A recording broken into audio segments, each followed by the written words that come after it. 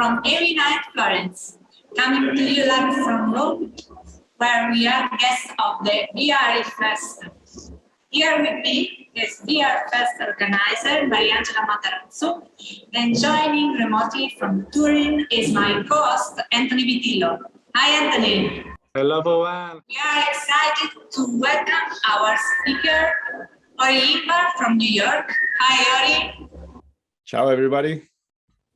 And Luis CACCIUTTOLO from Paris. Hi Luis. Hello, hi everyone. It's my pleasure to turn the stage over to Mariangela Matarozzo, who since 2019 has been the founder and artistic director of VRE Virtual Reality Experience, which is entirely dedicated to XR. Welcome Mariangela, thank you for your invitation. It's a true pleasure to be here with you. Thank you, Cecilia, and thank you to all of you. Thank you, Anthony, thank you, Luis, thank you, Ori. And it's really a great experience. I'm so happy to have you and to host this important talk in my festival. This is the second day of the third edition of VRE, and we are here in the main location in Rome. So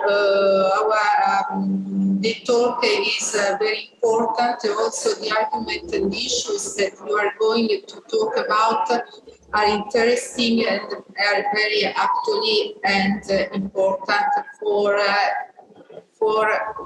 all people and all organizations that works in events, for example, and I think that also for VRE, for my festival, and for all the festival, it's important to discuss about the new way to propose the event. So thanks so much to everybody, and I give you the floor. Thank you. Bye.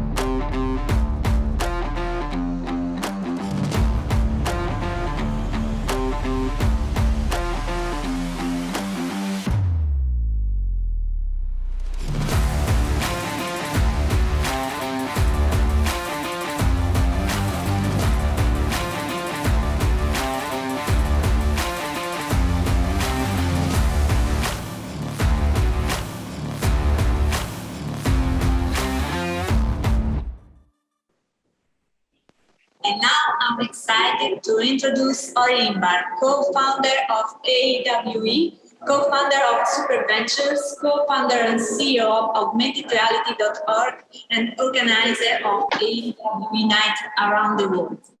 The title of Ori's speech is "Do we really need to choose between reality and virtuality?"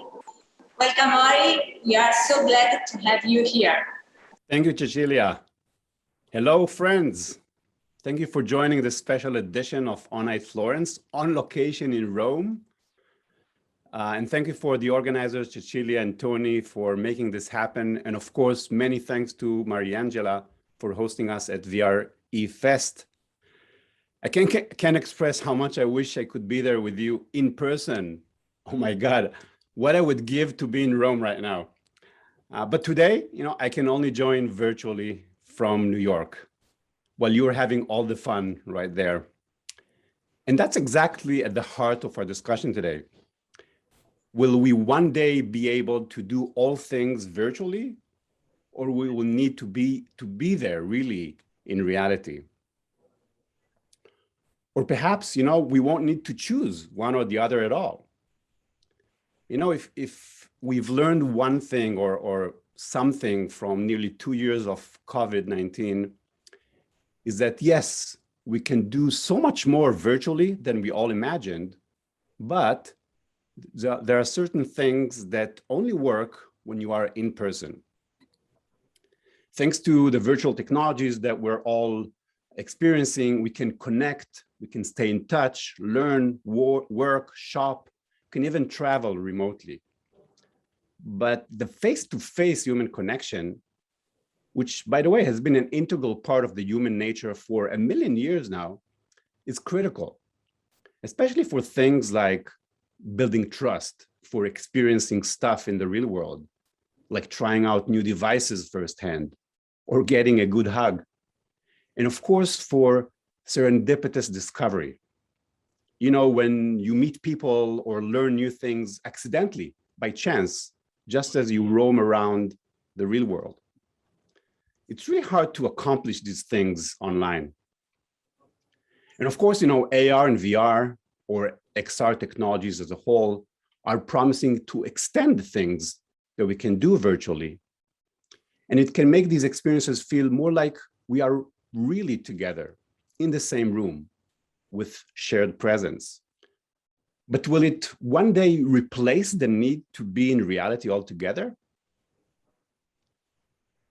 As someone who has been championing XR for the past 15 years, as a founder of an XR startup, as an XR ecosystem builder and co-founder of the AWE community, as an investor and mentor to hundreds of startups and advisor to corporations and funds, and of course, as a collector of XR memorabilia, as you can see behind me, you'd guess that I'd be bullish about the capabilities of XR to connect us virtually.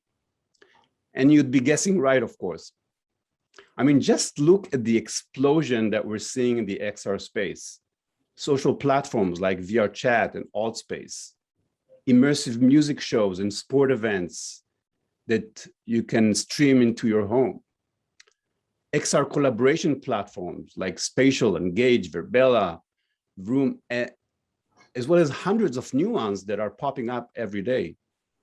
Shopping with AR or virtual try-on applications where you can see how things will look on your person or in your home before you buy them, all from the comfort of your home. Remote assistance and guidance from the control room to the operating room at enterprises. And how about virtual training, one of the fastest growing sectors that are becoming a must in many enterprises, in hospitals, for emergency response teams. And finally, playing, and socializing in virtual worlds. And of course, fitness, Tony. Many of these solutions have demonstrated growth of over 1,000% in the past year and a half. The interest in these tools and apps is blowing up, and they can barely keep up. Their virtual phones are ringing off the hook. And because of the intense use of these platforms, they're also getting better so much faster than ever before. For the past 15 years, I've had the opportunity to deliver speeches and keynotes in large conferences and in AR meetups. By the way, the first AR meetup that I started in 2009 just clocked 123 AR meetups to date. But in the last 2 years, I've been really missing this connection with audiences, the energy you feel when you get immediate feedback from real people in the real room. But then something really interesting happened that surprised me. A few weeks ago, I had a chance to speak at a meetup in spatial.io via my VR headset. The ONITE San Francisco team set up a really cool space with a gallery-like view of the history of AWE and the XR industry. And then, as I was walking around the space and telling my story, I was pointing my hands, at images on the walls and having eye contact with the people around the room. Well, okay, to be honest, they were pretty creepy avatars, but still the spatial experience, the fact that I was actually walking and waving my hands And I could even identify people in the crowd who were asking questions thanks to spatial sound.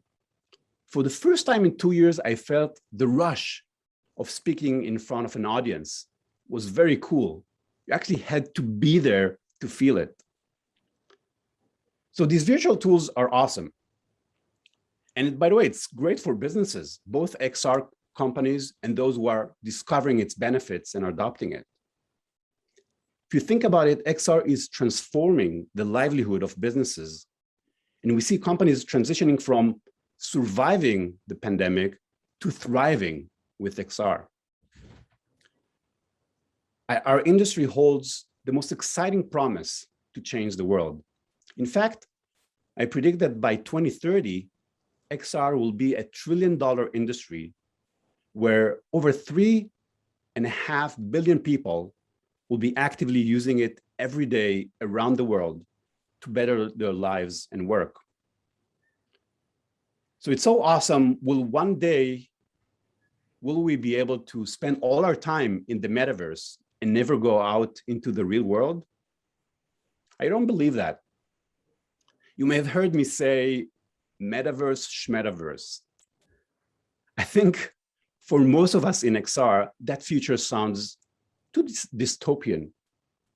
And many of us are working hard toward the future that is brighter, I guess, with more sunlight. By the way, can we stop debating what's the metaverse and what's not?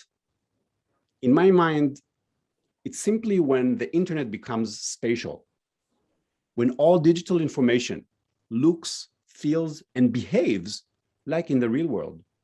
Well, maybe a bit crazier, but just like Ivan Sutherland, the inventor of spatial computing back in 1968 described it, you move your head around a 3D object and the object moves like it would in real life. So with that simple definition, does it make sense to ask what's better, the internet, the spatial internet, or real life? And do we really want to choose? If I have to sum up the answer in 3 words, it's no, no, and no. We want both. Let's repeat after me. We want both. That's the thing, we can't hear you in the room. And the cool thing about augmented reality is that it can bridge the gap between reality and virtuality. It can make the transition feel more seamless, more human, more effective, and more fun. When you think about it, we're all on the spectrum. Sometimes we want to escape. We want to go on an imaginary world or teleport to a distant place. That will be on one end of the spectrum. And sometimes we want to disconnect from the virtual world and connect with real people, real things. We want to appreciate the world as humans have appreciated it for the past 1 million years. And that's the other end of the spectrum.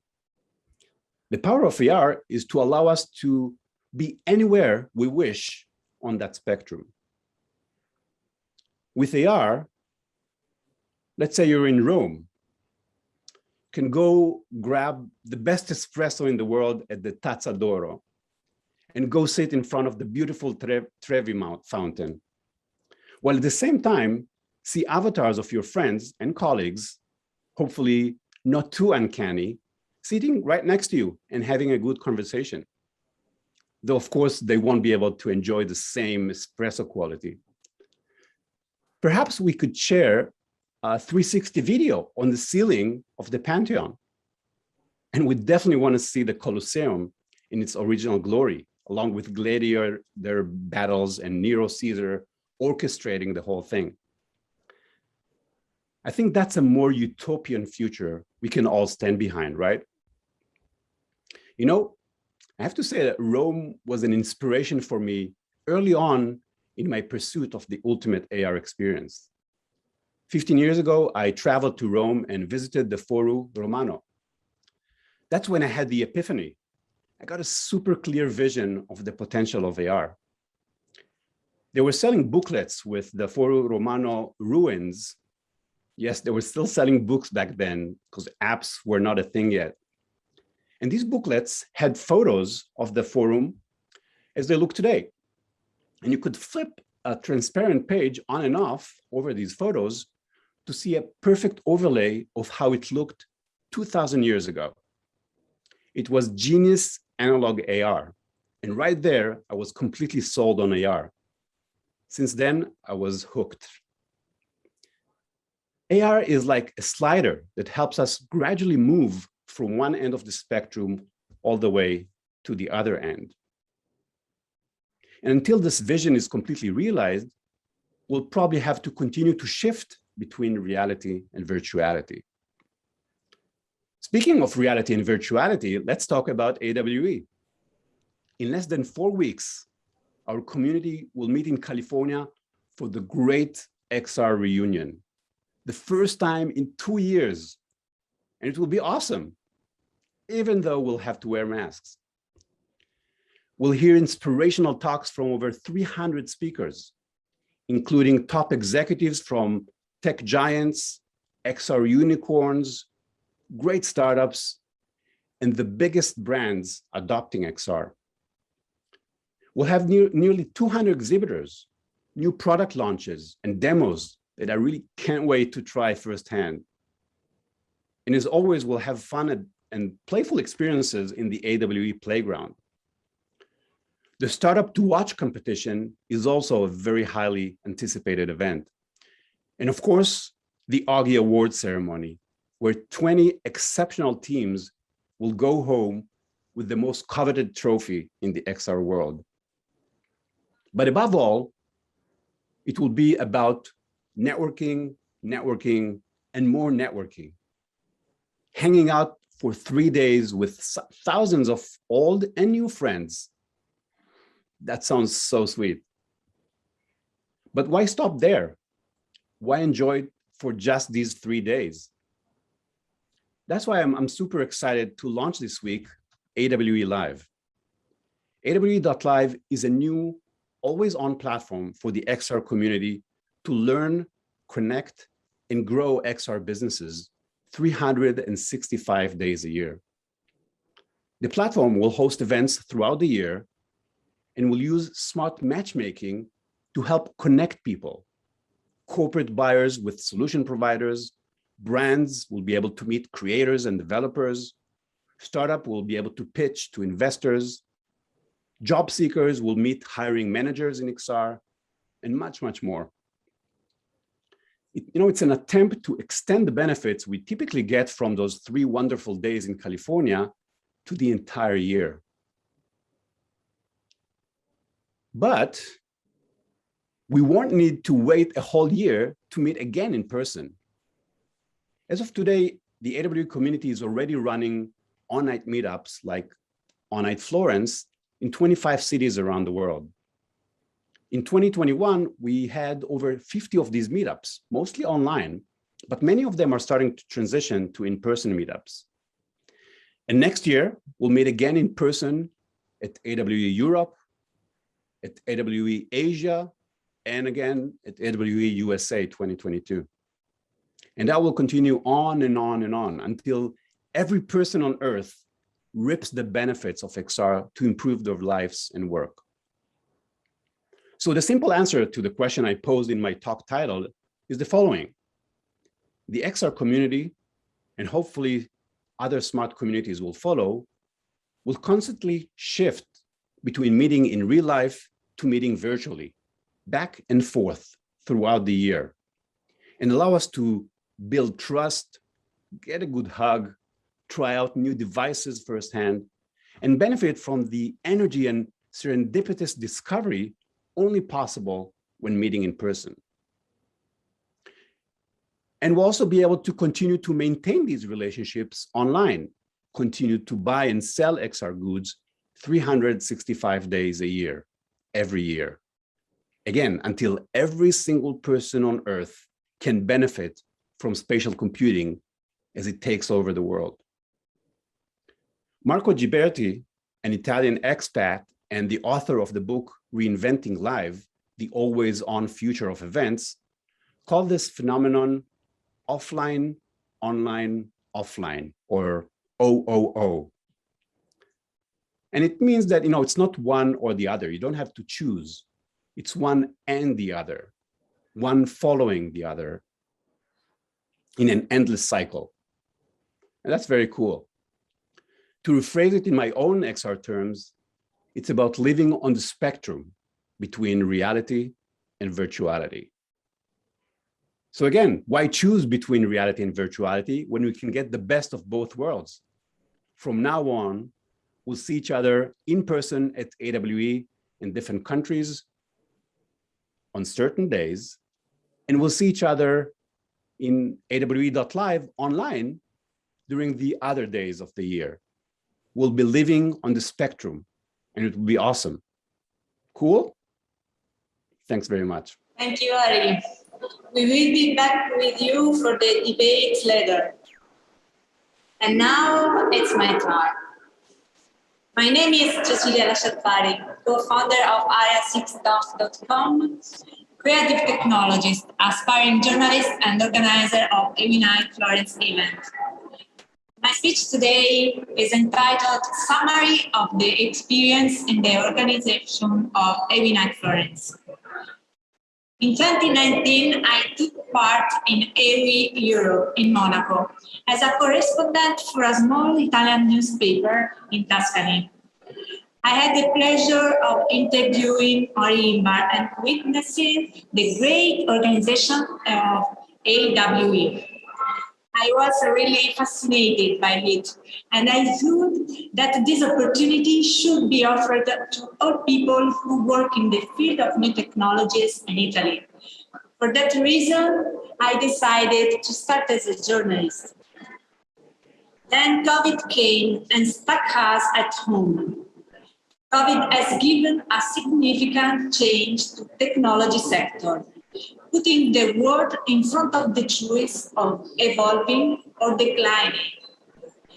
At a time when the world had no answer for us, great solidarity was born between people. Traditional media gave us no hope for the future, while the digital, together with the virtual, created a way to move the world forward. Groups of professionals started working together, transforming live events into digital and virtual events. VR took on a new role quickly in order to let masses of people with little digital equipment enter the virtual world and give them the illusion of living a normal life together without hope for the future. Events such as Lava Virtual World, AWE USA, VRE, Dimension XR, VR Days, Venice VR, Virtuality, Stereopsia, Cannes XR, more, ISMAR, SXSW, VRE Fest, Jean-Michel Jarre events have created new reality, giving the whole world the possibility of meeting by creating virtual connection. When I saw my first virtual fireworks at the end of the digital event, dressed up as an avatar, I was so excited that I filmed them with my mobile by the computer screen. COVID has taken away many things and people, but on the other hand, it also gave us new chances. AWE Nite Florence was born from that experience, thanks to many professionals in the XR sector who made available their knowledge. So, how do you ensure a strong online event? I thought about 10 useful guidelines. 1. Decide which topic to cover, which is the current trend topic. 2. Decide who will be the speaker connected to the topic, when and how to contact them. 3. Determine when to bring the speakers together in a single communication. 4. Be able to get the information and share materials by the speakers before the event. 5. Create a eye-catching graphic that have a link to the place and the topic of the event. 6. Create a social media communication material which has clear and direct information and a social communication plan without being redundant for web users. 7. Make a distilled events program to share with the speakers about the deadlines to be respected and a timetable. 8. Highlight the link to register to take part in the event during all social media communication. Don't start social communication too early. 1-2 weeks prior is sufficient to far in advance and your participants won't engage too close to the event and their calendar may be full already. 10. Decide on a title which must be clear, simple, not too long, without limiting the speaker's speech. And finally, be ready for anything during the live broadcast. Zoom bombing, loss of connection by a speaker, speakers who take the initiative to move from their place to another during the conference, slides or video that don't work properly, speakers who decide to start a debate in the middle of their speech involving other panelists. These are some of the information you need to create a good online event. But if we dig deeper, we can find many others. You can plan as much as possible about how the event must be, but in the end, there will always be something unexpected you have to deal with. To realize a good online event, you need to be a good improviser. And luckily, Anthony Vitillo is here with me, a great friend, a great colleague, and a great problem solver. It's my pleasure now to hand the meeting over to Anthony. Welcome, Anthony. Hello, Cecilia, or ciao, Cecilia, since you are in Italy. So thanks for your amazing speech or your experience with these digital events, AWE Nite Florence. And it's also amazing that I want to underline this again. Today we're doing something new, like part physical event at VRE in Rome and part digital. So one point I probably should also add is always try to do always something new, like we're doing today. That's amazing. So today I just want to, in my speech, just to give some pieces of advice on organizing VR events. So it's not a secret that together with Louis, that is in this event as well, it's like 2 years now that we organize events in virtual reality. And I just want to give some tips, tricks, something from my experience about how it is organizing them, how to do it in a better way.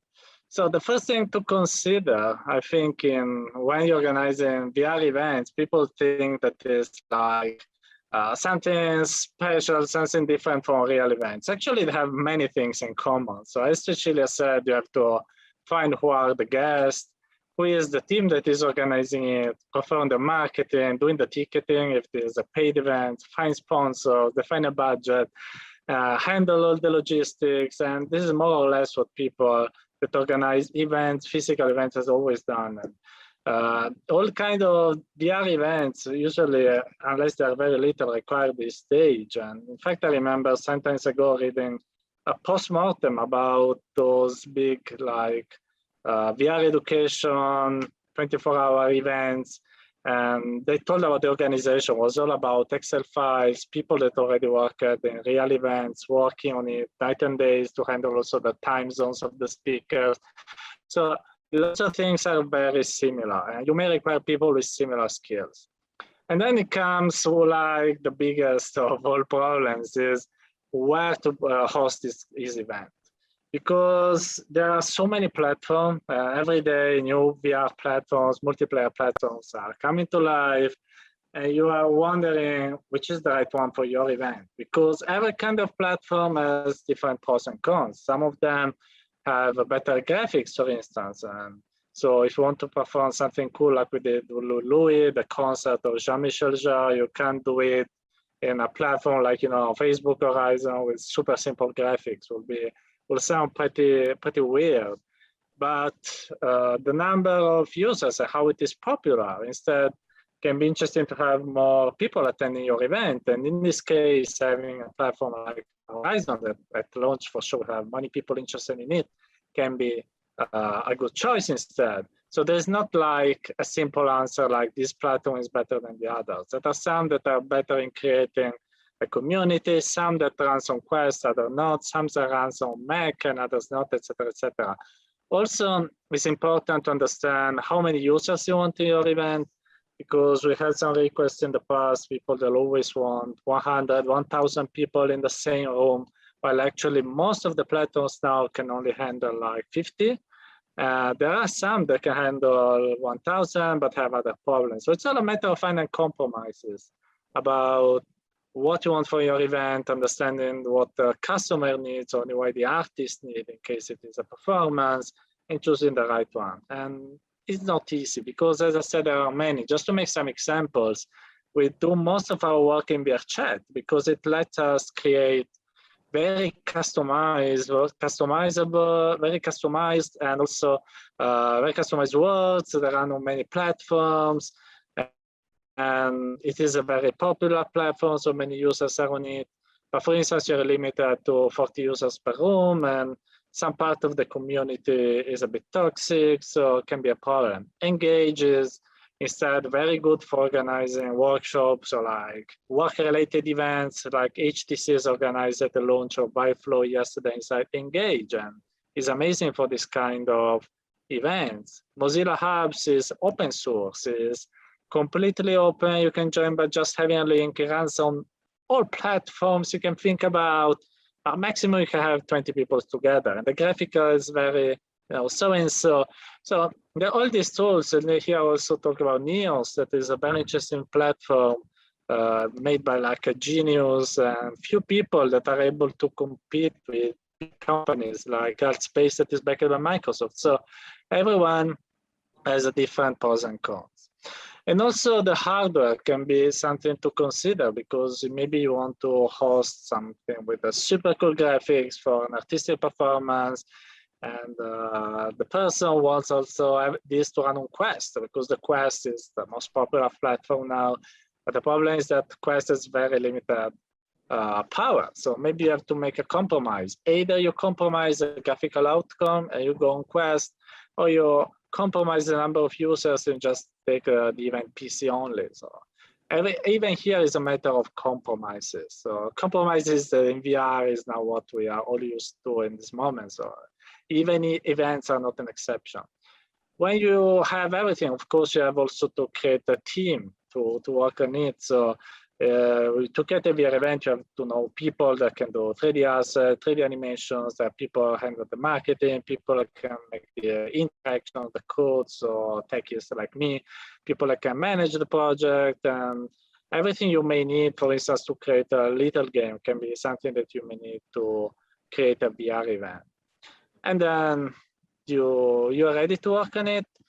But actually, what is important is that most probably you will have also to work with people that are not used to VR. So maybe they come from the traditional events, they work on real concepts. It's happened to us for the Jean-Michel Jarre concept. We had a scenographer that was used to work in real life, and he was a bit worried about working in VR. We had to help him in the beginning to get used to the tools. We were working on Unity.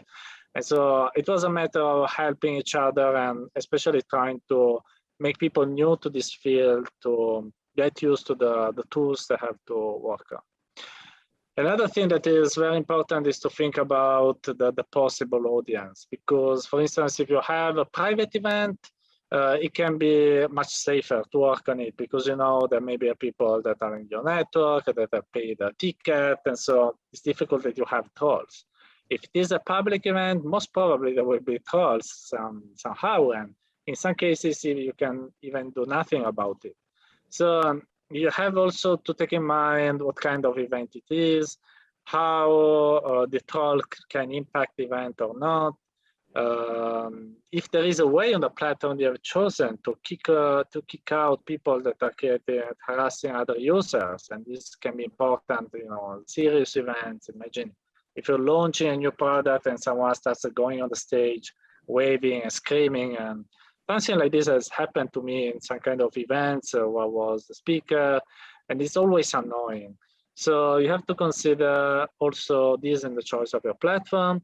And also another thing that is important, in my opinion, is, in case that there are some people that can be new to VR events, have some kind of hosts or concierge operators that can welcome the users. So here I don't have the time to tell you all the things you can do while designing your event. What I recommend everyone is to have a long design stage, because otherwise you just start working on the event without doing sketches, without making tests, providing an architecture, mood boards, etc. Is that you just create a big mess. You start doing something at the middle of the process, you understand it's wrong, the customer says that it's not what I was expecting, blah, blah, blah. So do take some time to have a big design stage. Like with whatever, as I said, whatever VR application, VR game, events are no exception. Unless they're a very little thing, and so you already know what you're doing, it's very important to have a good result, like this is from Venice VRE Expander last year, to have a good design stage, take some time to make experiments, agree with the customer on a design, and then have your event. And also consider that in VR, things are different from real life. So this is one of the last tips that I give to you. This is for our game Hit Motion Reloaded. It was, that we're working on a boxing game. And it was the design of one of the first designs of the possible enemies. And you can see that it's very cool in this video. We were all watching it in 2D, but when we tried it for the game in VR, we had to punch it. We noticed that our brain thought that you were punching like something made of glass and steel. I say, no, you're crazy. I'm not going to punch it because it looks so cool on paper, but when in VR, it was the worst choice possible. So we had to change it. And this is true for whatever you do in VR. So consider how it can appear inside in virtual reality as it is in real life. And the last advice that I give to you, that is what we at VRrOOm are very proud of doing in our events, is try to surprise your users with interactions, with things that we can interact together, with mini games, Easter eggs, because even the most serious of the events, we notice that people anyway want to have fun, want to try fancy avatars, want to speak, want to play games. And VR is good for the interactions. Otherwise, if you just look around, you can watch a 360 video. And we noticed that this is something that can really make your event better. And I think we are also pretty good at it. And I leave you with this final advice is really try to always surprise your users, because they will appreciate having fun in your VR world. So there are many pieces of advice. I have also others, but maybe we can talk in another event. And also another cool people that can talk on it is Lui CACCIUTTOLO, that I have the pleasure to work with since 2 years.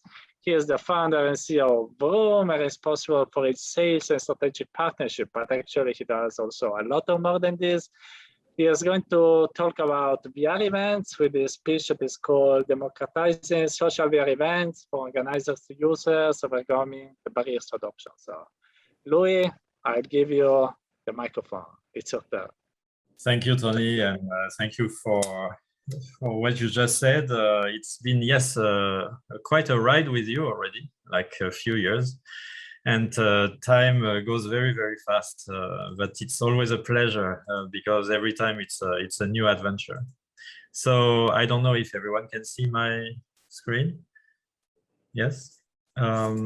So yeah, now I will talk about like Tony just talked, and Ori and Cecilia that just talked about building VR events, some advices, and why these VR events are very, very important. And to me, social XR has always been something that is very dear to me, because I'm coming from actually the live performance world, as I used to own a theater a physical theater in southern France for like 2 decades. And although I was managing it like from like a distance, because it was a very difficult enterprise, and I needed to earn money to entertain this dream. But it has always been very dear to my heart. What is dear to my heart is to, through music, through live performances, theater, dance, etc., to really allow people to share moments together. And this is what makes us human, I guess. And when I was working in San Francisco, like in 2015, 2016, I mean, even before, but and then in 2016, there was this huge, massive arrival of new headsets, the PSVR, the HTC Vive, the first Rift. And to me, it was like a revelation. I was thinking, okay, all that, now everything will be possible. There will be no limitation to what we can do to allow people to share these moments together. And VR and AR, actually social VR, social AR will allow this thing to happen. Imagine I had a very small theater before, and I was like literally struggling every day because I had only like 200 people that could go into this theater for one specific event at one time. And production cost a lot of money, and there were limited people, a number of people that I could cater to. And it was very frustrating, basically. And with VR, I was thinking, okay, now everything will be shareable, everything will be accessible from everywhere. And this is really a dream come true. So to me, it was evident. But for a lot of other people, it was not really so, it really didn't always make so much sense. So, so what is social XR? Of course, we know, the people who are here know, but this is the first thing that I had to struggle with when I started to try to implement this vision of sharing moments together inside virtual reality, is to explain what social XR was. And it's very difficult. I mean, every time, and this is the major like friction point when you want to evangelize and to democratize the use of social XR, is to explain people what it is. And not only explain it what it is, because VR cannot be explained, basically. It has to be lived. So the main issue is to get the people who you're talking to actually don a VR headset and do it themselves. Because until they have done it, they absolutely have no clue what you're talking about. And there is no way, even if they're very smart, that they can really understand to the fullest what your vision is. So my first piece of advice, if you want to do VR events, like for example, there are so many super cool events in the world. And to me, I profoundly believe that VR events should not be, I mean, we could have like separated VR events that are independent and that don't have to be linked to physical events. But to me, the real beauty is when virtual reality meets the real world. And this is because it makes everything so much more powerful, and bridging the gap between the physical and the virtual is actually very, very awesome. This is something that we learned to do with Jean-Michel Jarre, and this is something that really is unmatchable. And so first, if you have something in mind, a project in mind, and you need either sponsors, or you need like people, or you want to bring an event to life in virtual reality, although it has already a physical edition, etc., talking with these people who are potentially your sponsors, your clients, your collaborators, the first thing is to explain what social XR is, and the best way to explain is just to take them there, because otherwise they will not understand. And so what we do, and thanks to Tony in particular, but to the awesome team who is working with us in Turin or in Moscow, we deliver these virtual events. So now we have been blessed because we have like a lot of like great credentials that we can show the world, with great artists and with great festivals trusting us, delivering their event. And this is also something that is very, very useful to help evangelize and democratize, because people, the first one is always the most difficult. once you've done one, then you will do the second. Once you do the second, you will do the third, etc. And actually right now, and that's what Tony was discussing right before this, the Zoom started, we are totally overwhelmed with the number of projects we have right now. And it's a good thing, but at the same time, it shows that there is attraction, but still, again and again, we meet the same challenges. So what are the challenges? So the challenges is first the target market. Who are we talking to? I mean, depending if you're talking to a music festival, to a dancer who wants to have a dance show, or to for example, a brand who wants to have a virtual event, you will not. And this is what Tony just explained. You will have to choose which platform you use, and you will have to explain why you choose this platform. And this is already very confusing for people who are not used to VR and to social events, to understand that there are differences between the platforms that you propose them. And frankly speaking, you don't have time to bring everyone to every platform so that they can make up their mind. So you have to be very convincing, and you also have to be very knowledgeable about the platforms that you will propose them. And you need to be very sure about this is the best platform for this particular type of event. So that's the first one. And then there are some principles. I've met and I've been confronted many times during the return rates have lowered by 40%. We started to build virtual events, especially when they're based on physical events. The big challenge is to persuade everyone that a virtual event makes sense. Some people hate the idea of virtuality because they are so used to the physical thing, and especially if they haven't had the experience themselves to participate events in virtuality, they cannot really understand that the interaction between people is as smooth in virtual reality as it can be in the physical world. And because they don't understand, they are very reluctant, and sometimes they're very conservative. And you need to overcome these barriers by, again, possibly by taking them there, but really the number of times that we did virtual events for clients or partners who never done the headset before is mind-blowing. And still, until now, we are doing some events. It's not the first time we do these events with these people, and they haven't yet done a VR headset. So you can see the challenge, you know, and also they're afraid that for their reputation, that the fact of going virtual will be like losing a piece of their integrity in a way, or their ethics, and it's extremely challenging to just explain that no, VR is not a dirty word. No, virtual reality is not something dystopian, as Ori mentioned before. It can be utopian. So that's the second big challenge. The third challenge is the ROI, obviously. And ROI is absolutely key to everything we do, everything we all do around this Zoom conversation. We need to earn money. And our partners need to earn money, because otherwise we can't survive. If we can't survive, we can't do anything. So the dream is dead.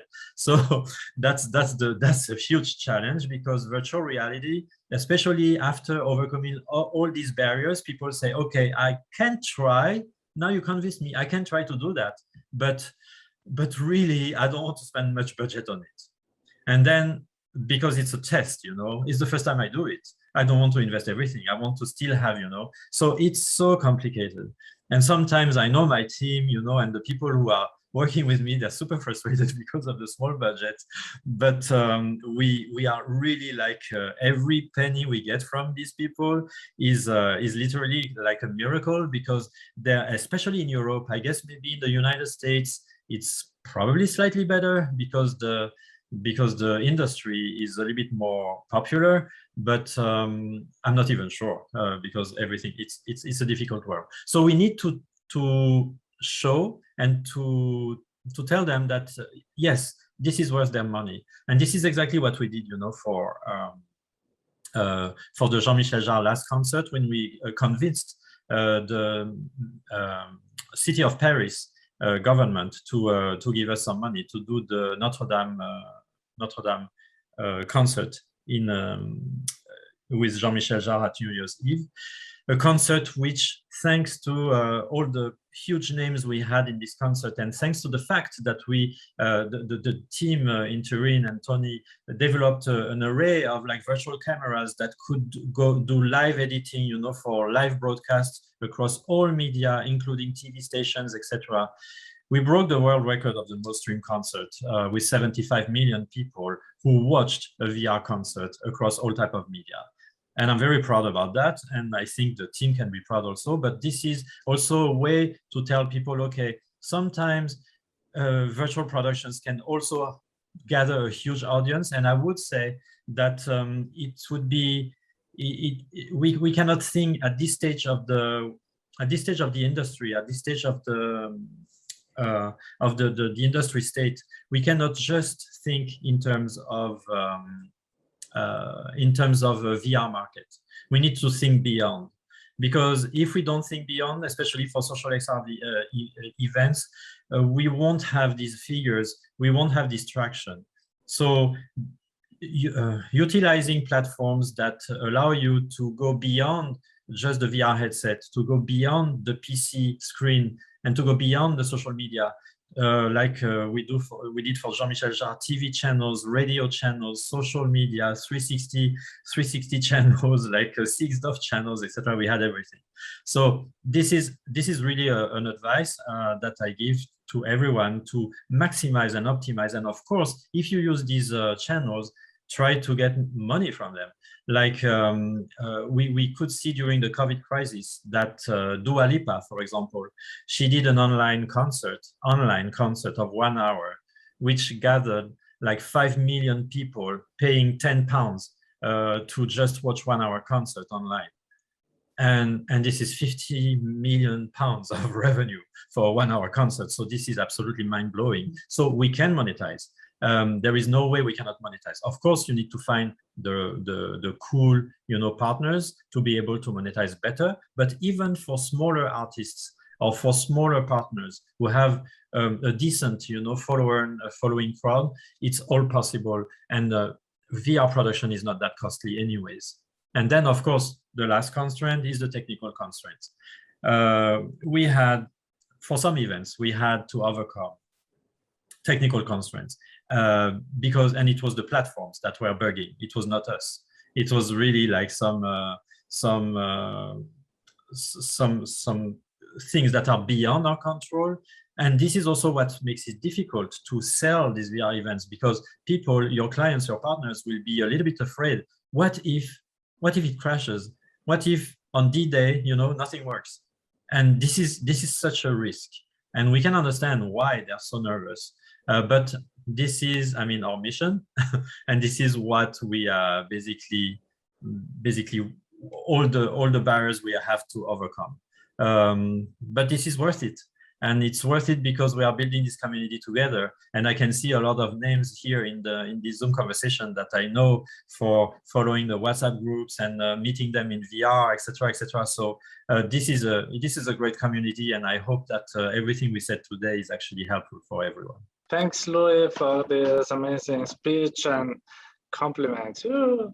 So now it's time for the bearish debate, because you know the time is almost up, and I want to start by asking you, Louis. So since we work together on this kind of VR events, but now hopefully, you know, the situation we hope can get back to some kind of normal situation. We can have physical events again.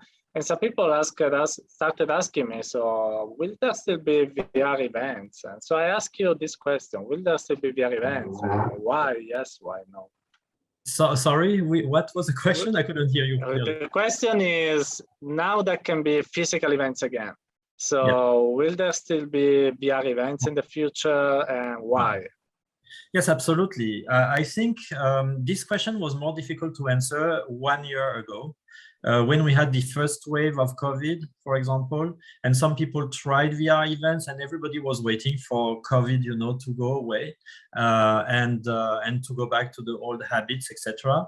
And indeed, it was a question that I was asking myself at that point, because I knew that with the COVID, companies like us had opportunities to push new trends and new habits, etc. But the COVID crisis has lasted quite a while, and people have seen the opportunity exactly like what I saw when I absolutely dived into VR like 4.5 years ago. That especially for people who have physical events and handle physical events, that VR can be not a threat to physical events, but definitely can multiply the potential audience and multiply the potential revenue and the ROI they can get from their events. So I'm very confident that now that we have established records, numbers, and data, and a lot of people all around the world have been doing the same. It's not only us. And I think people now understand the benefit of virtual reality events. Yeah, I totally agree. I would also add from my experience at the school that in VR you can do things like totally impossible in real life, like Jean-Michel Jarre inside Notre Dame, something that could never happen in real life. So it's something that all these things together make me believe also to myself that VR events are going to stay, maybe also becoming something more hybrid. Ori, instead, I want to ask you something, because you are the founder of AWE. That's kind of a big association that is everywhere in the world. And I wanted to ask you, so when there is an event that is organized inside AWE, there is some difference about the parts of the world you're organizing in. So is it different organizing an event in the US or in China or in Italy? And what are these differences, and how can someone handle the organization of the event in different countries? Great question. And yes, there's definitely a big difference between organizing events in different places. And in fact, what we try to do with AWE and the large events we have in Europe, in Asia, in Tel Aviv, as well as the meetups that we have in various cities, we want to embrace that difference. We have different cultures, different approaches, different languages, of course. So getting it all together and on one hand, enabling the grassroots development in each country, in each city, and then providing a way to globally connect everyone, I think can have a huge benefit for everyone in this field. In terms of tips for how to organize it, the secret is just to work with local people, people that understand the nature, the culture, the language. And then, even if you have like we have, with AWE, we have sort of a playbook of how to run our events. We encourage to customize it and to modify it for each location so that it really fits with that local community. And so far, it's been working great. I mean, just like you guys, in Italy, you're bringing so much of the Italian spirit to it. And we love it. We love to see it from the US. I see a lot of people from the US and other places logging into these events because, it's different. It has something that is reinvigorating. And again, when you bring it together on the global basis, that's when the big value comes out of this community. That's amazing. So the time is finished. So just final question for you two is the same question that everyone has in mind is, how do you imagine that the VR and digital events or other kind of digital events in 10 years? So I know we all like making speculations. So let's start again for you, Louis. So what kind of events do you want to organize in 10 years? Well, I would like to, I definitely would like to organize events that are physical, but where people can see things that don't exist, basically. So that are mixed reality events in the sense where people can be together, see each other, but also see other layers of reality that they have in real life, or vice versa. to be able to be in virtual events, but feel like they're so close to the physical people in physical venues that they can literally directly interact with them. So really crush the barriers between physical and virtual. That's all we hope for. What about you, Ori? How it will be AWE in 10 years? Like I said, I think we'll be living on the spectrum. You know, we'll move from being in the virtual world to reality, back and forth. We'll rip the benefits of each approach. We'll do the crazy things that we cannot do in real life in VR. And sometimes, you know, we'll be in between with AR, so we can, you know, still be engaged with the real world around us, but get some of the cool things of digital information overlaid on it. And sometimes we'll just completely disconnect and just meet each other like we've always done. I think, like we said before, the physical events are not going away. We still need this thing. It's just a human need that will always be there. So I think, again, we can get the best of both worlds if we do it right. Yeah, I totally agree with you, Chus. We know that we're all going to be to AWE next month in November.